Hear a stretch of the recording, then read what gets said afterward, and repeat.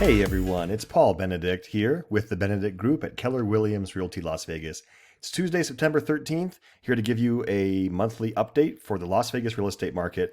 Things have been wildly changing, and I'm really excited to share with you what's been going on.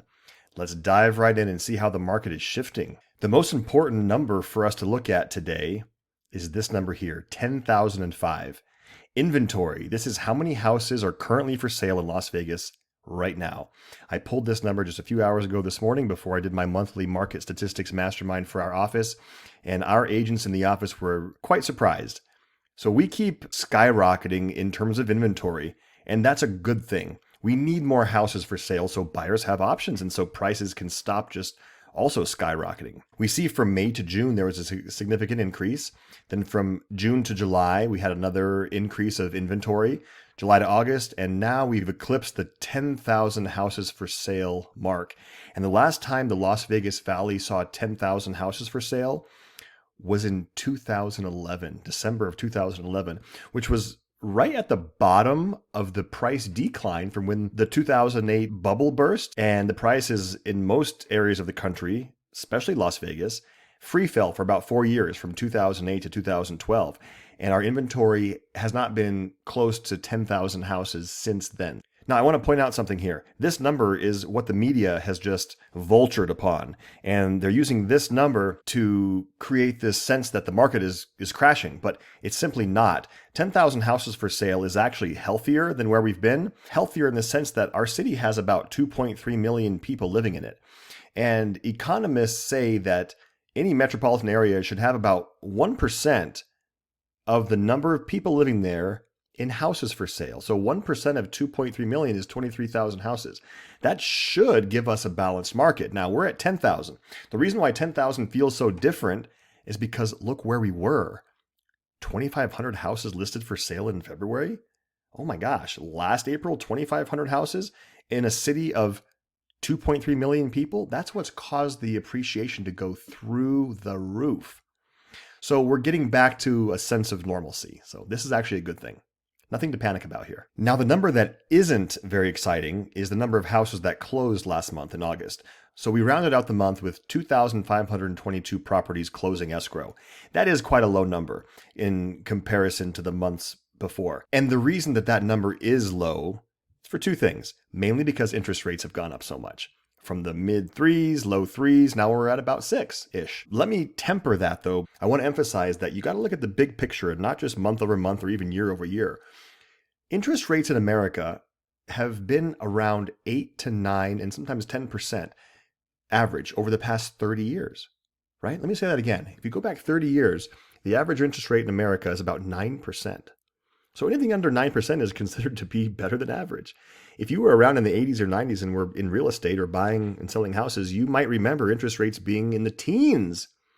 And sellers had to contribute money to buyers' closing costs so buyers could buy their interest rate down so they can qualify for houses. Can you imagine if the rate was 15%? Well, it was. So 6 is not crazy. However, it is quite a bit higher than 3. A lot of home buyers have been knocked out of the market and unable to buy houses since the rates have been rising. And that's part of the reason that the total sales figure is lower this month. The other reason is simply because of appreciation. And when prices go up, fewer people can buy. Now, again, is it bad? Not necessarily. No, interest rates at 6% is not bad at all. My first house that I bought in 2006, I got a 6.75 rate, and that was really good at the time in 2006.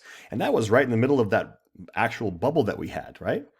If we take the number of houses that closed last month, which was that 2,500 number, and divide it into the amount of houses that we have for sale today, 10,000, as we talked about earlier, we arrive at a 4-month absorption rate. So this number is also of note because it is leaps and bounds above where we've been for the past few years. Last time we were at 4 months of inventory was right when COVID hit in March, April, May of 2020.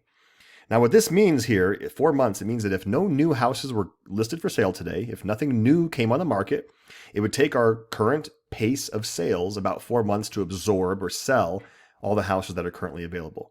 Is that a bad thing? Absolutely not. Many economists say that a balanced real estate market has between 4 and 6 months of available inventory, and we're at 4. So if it keeps going up, it will become a buyer's market. And then things might get a little bit soft with prices, but we're not there yet. We still have a lot of demand out there in the market, and some houses still have multiple offers on them. I had one yesterday, as a matter of fact. My buyer client, we were competing with other offers in a mid $400,000 house. So it's still happening. This is always my favorite slide, and this is the median price of a detached home in Las Vegas. I'm not excited to report this, but our prices have declined 2 months in a row now.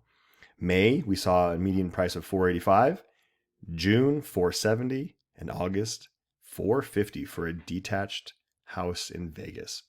So the prices are correcting. We're not crashing, we're correcting because of all the insane appreciation over the past couple of years. Notice 2 years ago, so August of 2020, where was the price? $339. We've gone from $339 to $406 in 2021 to $450. That's a lot of appreciation. So most of the smart people that I talk to and follow believe that we might decline another 2 to 3% perhaps, but that's about it. Then we'll plateau off and the demand and supply will kind of balance themselves out. Looking at some percentages here, that number of 450 we just talked about, that's up 11% from August of last year, and it's down 4% from July, which is last month. Condos and townhouses came in at a median price of $265, and that's up 15% from last August. If you take all of our residential resale properties that sold last month, those carry a median price of $415, and that's up 11% from last year and down 3% from last month. Funny enough, if you're considering selling a house or if you are a seller on the market right now, notice this. The median price of houses that are not sold, houses that are on the market for sale, is $465. The median price of houses that sold last month is $415. How about that? Let's compare that with the national median home price of $404, and we are quite a bit above that. Days on market has increased from 11 days last month to 16 days on the market this month, and that's up 100% from last August. That's a lot. 16 days on market doesn't seem like that long, but when you compare it to 8 days on market last August, we've doubled in terms of days on market. Now, this is from the time that a house is listed to the time the house goes under contract with a buyer.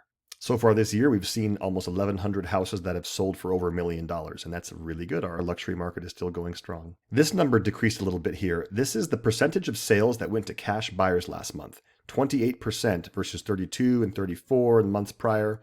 And a big reason for that, if you followed any of the what we call iBuyers, the Zillows, the Purple Bricks, the Open Doors, the OfferPads, the big institutional investors who pay cash for houses and then flip them, they are pulling way back because when the market slows down a little bit and when prices go up past their business model threshold, they pull back. And a lot of the cash buyers were those institutional buyers. Let me know if I can do some detailed research for your house or your neighborhood. I do this every day and it's quite simple and actually enjoyable for me to do that. So if you would like to know what your house is worth in today's tumultuous market, I can help. Let me put my close to 20 years of experience to work for you. Thanks for watching. Paul Benedict with Keller Williams Realty signing off. See you next month. Namaste.